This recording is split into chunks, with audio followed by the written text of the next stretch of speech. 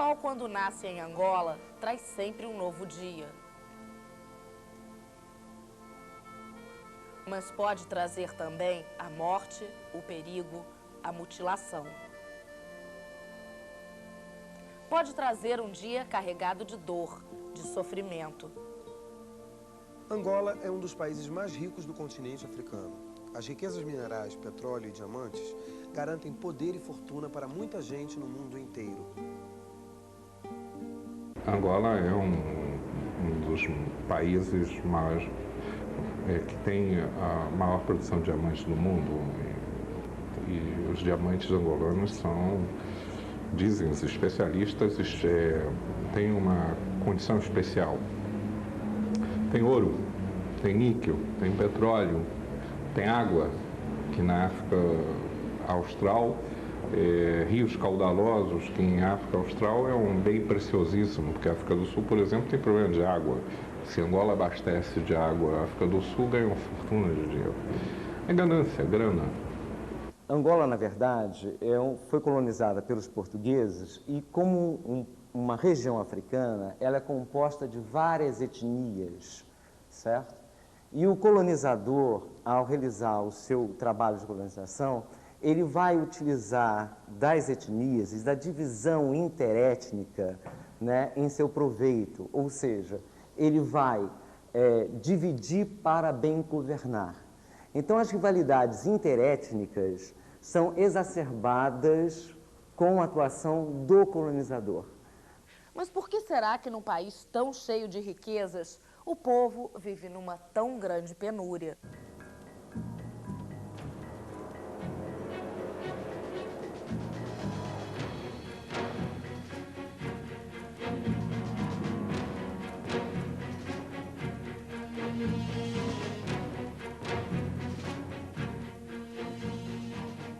Fatores que levaram à guerra, do meu ponto de vista, são fatores seculares. Começaram com a profunda depopulação sofrida pela escravidão. Já nessa época, quadros valiosos foram mandados para o exterior. Depois, uma profunda temática relacionada à visão, né, de África pela colonização. Quer dizer, uma colonização cruel, uma colonização que mexia com aspectos fundamentais da economia e que trouxe também lesões graves. Quer dizer, uma colonização mal orientada, uma colonização mal conduzida. E, finalmente, os grandes interesses. Angola é um país rico, petróleo, diamantes, e que trouxe, né, também a ambição externa. Essas duas riquezas que deveriam servir para o desenvolvimento angolano, elas são, em grande parte, gasto em armas nesse processo de guerra. Quer dizer, a guerra, de uma certa maneira, consome a sociedade angolana. A guerra em Angola é produtora de fome, produtora de doenças, indiretamente ou diretamente, é produtora de deslocamento de pessoas, é produtora de exclusão social, na medida que as pessoas são obrigadas a abandonar os campos e ter as suas cidades destruídas. Como um ex-guerrilheiro vê a atual situação de Angola?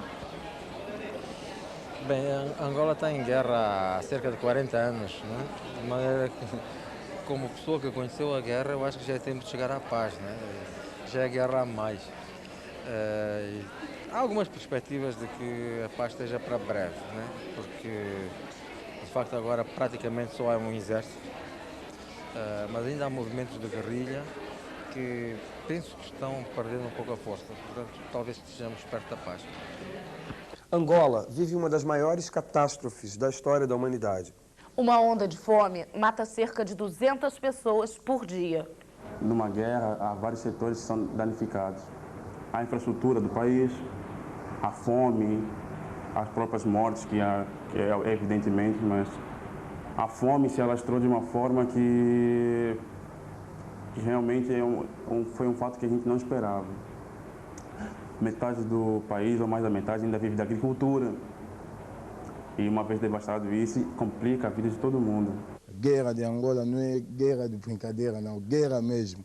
Eu já vi várias pessoas pisou na mina, quebrou mesmo, eu vi.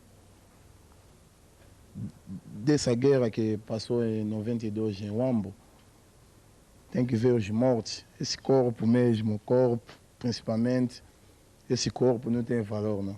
Eu vi, jogava a pessoa assim. O que você acha que a guerra mais atrapalhou, prejudicou o país? Atrapalhou em tudo. Saúde, educação, tudo mesmo.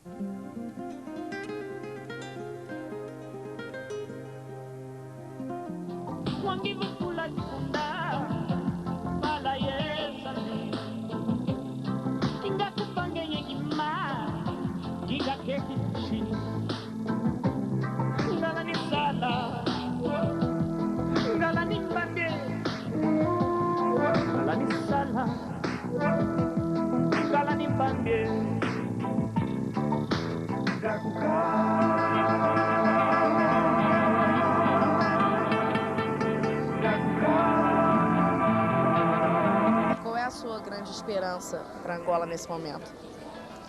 Em primeiro lugar é que se chegue de facto à paz e, em consequência disso, que se possa começar a cumprir a promessa que nós fizemos, né? Que era criar lá uma sociedade mais justa. Qual seria o problema crucial lá hoje? Para sair dessa situação, Angola precisa pôr fim à guerra. Mas os exploradores das riquezas de Angola não se interessam em pôr um fim a esta guerra desumana. Depois da guerra colonialista, uma grande frente se formou para a reconstrução do país. O angolano foi às urnas e elegeu Agostinho Neto, seu primeiro presidente constitucional. Mas um general golpista, Jonas Savimbi, a serviço dos interesses dos exploradores das riquezas de Angola, não aceitou o resultado das urnas e iniciou uma guerra fratricida que não mostra sinais de chegar ao fim.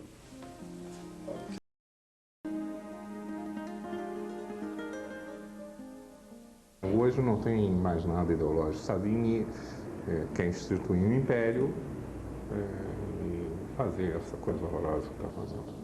A guerra está focada, a comunidade internacional percebeu que não pode mais continuar apoiando isso, quer dizer, o Savimbi está tendo problemas com armamentos.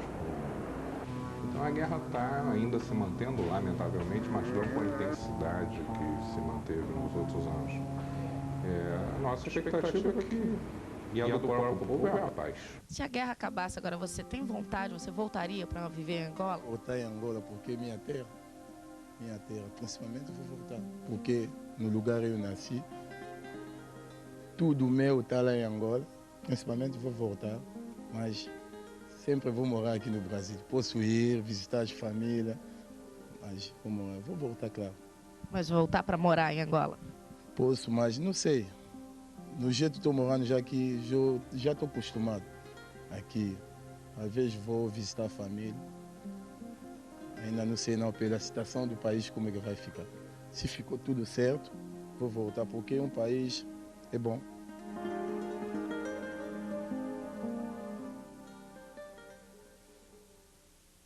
Do século XVI ao século XIX, vieram milhões de angolanos trabalhar no Brasil como escravos. Houve um fluxo de retorno do Brasil para Angola, uma troca intensíssima de mercadorias, né? Produtos agrícolas de todo tipo. Afirmam os historiadores que a ligação entre Brasil e Angola durante 3 séculos é maior do que a ligação do Brasil ou de Angola com Portugal, com a metrópole. Na verdade, quando nós dissemos que Portugal era a metrópole de Brasil e de Angola, na prática, quem era a metrópole de Angola era o próprio Brasil, né? Porque todo grande comércio brasileiro se fazia, angolano se fazia com o Brasil. Eu acho que pouco de nós sabemos, aliás, um grande desconhecimento no Brasil sobre Angola, pouco de nós sabemos, por exemplo, que quando o Brasil se tornou independente em 1822, né, vários comerciantes da região de Benguela quiseram se tornar independentes junto com o Império Brasileiro, né? E isso só não foi possível justamente pela pressão inglesa que não queria que essa parte do território africano aderisse ao Império Brasileiro, né? Só para demonstrar uma íntima relação entre Angola e Brasil durante o período colonial e durante o período imperial da nossa história e, de uma certa maneira, da história deles. O Brasil tem uma relação muito tímida e, creio eu, injusta e pouco grata a um país que nos formou. O Brasil podia ter uma interferência maior no processo de paz, interferir com a sua força moral, a força da sua economia, para forçar a paz. E o Brasil também não está cumprindo esse papel.